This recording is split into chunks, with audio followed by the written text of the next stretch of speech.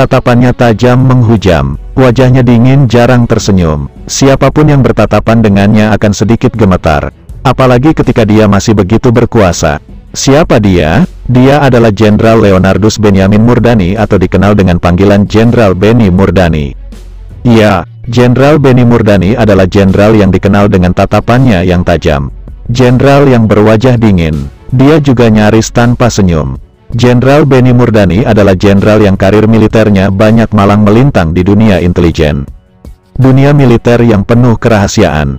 Meski begitu, Benny juga adalah prajurit tempur yang kenyang makan asam garam pertempuran. Bahkan ketika revolusi kemerdekaan bergolak, pada usia 13 tahun, Benny sudah ikut angkat senjata. Ketika Tentara Keamanan Rakyat, TKR, cikal bakal TNI dibentuk. Benny bergabung dengan tentara pelajar yang berada di bawah otoritas dari Brigade TKR. Dari brigade ini, Murdani mengambil bagian dalam revolusi kemerdekaan melawan Belanda. Dia terlibat dalam sebuah serangan umum yang sukses di Solo. Kemampuan tempur Benny mulai diasah dengan tajam. Ketika ia masuk Resimen Para Komando Angkatan Darat, RPKAD. Kesatuan pasukan yang sekarang bernama Kopassus. Bersama RPKAD, Benny pernah diterjunkan ke rimba Papua dan terlibat pertempuran dengan tentara Belanda. Ketika itu, Indonesia sedang berusaha merebut kembali Irian atau kini bernama Papua yang masih dikuasai Belanda. Karena prestasinya di Irian, Benny dianugerahi Bintang Sakti. Dia sempat ditawari Bung Karno, Presiden Indonesia saat itu, untuk jadi Komandan Cakrabirawa. Tapi, tawaran itu ditolaknya, karena Benny ingin tetap di RPKAD. Masih bersama RPKAD, Benny juga pernah terlibat langsung memimpin pasukan dalam operasi penumpasan pemberontakan PRRI, Permesta. Namun karena terlibat perselisihan dengan Komandan RPKAD, Kolonel Mung Parahadi Mulyo, Benny yang ketika itu sudah jadi mayor dan sedang menjabat Komandan Batalion di RPKAD, terbuang ke Kostrad. Dia dipindahkan oleh Letjen Ahmad Yani, Menteri Panglima Angkatan Darat saat itu, ke Kostrad.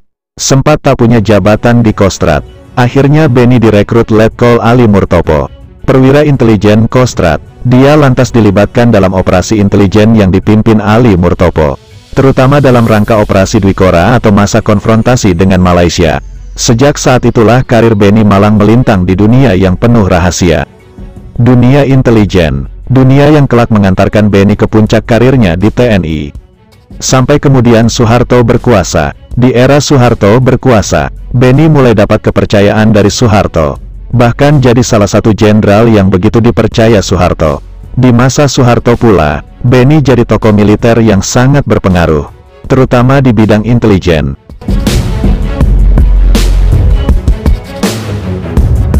Pasca peristiwa Malari pada tahun 1974, Benny yang ketika itu masih bertugas di luar negeri, ditarik Soeharto ke Indonesia. Oleh Presiden Soeharto, Benny diserahi tugas membenahi koordinasi intelijen.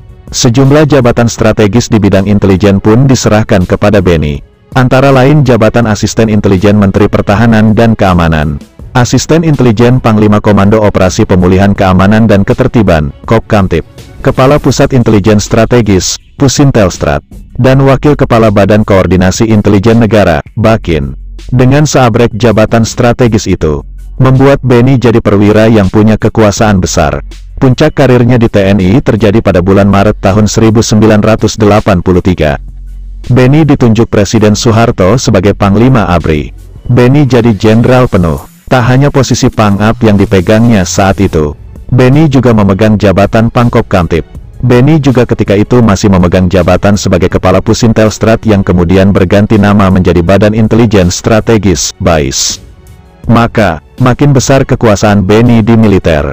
Kekuasaan Benny mulai meredup pada tahun 1988.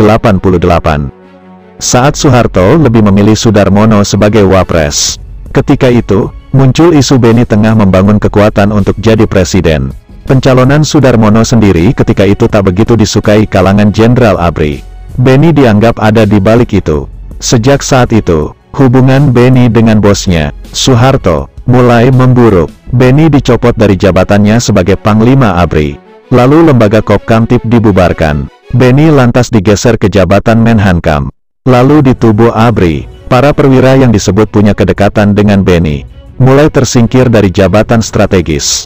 Sejak saat itulah, pengaruh Beni mulai meredup di tubuh ABRI.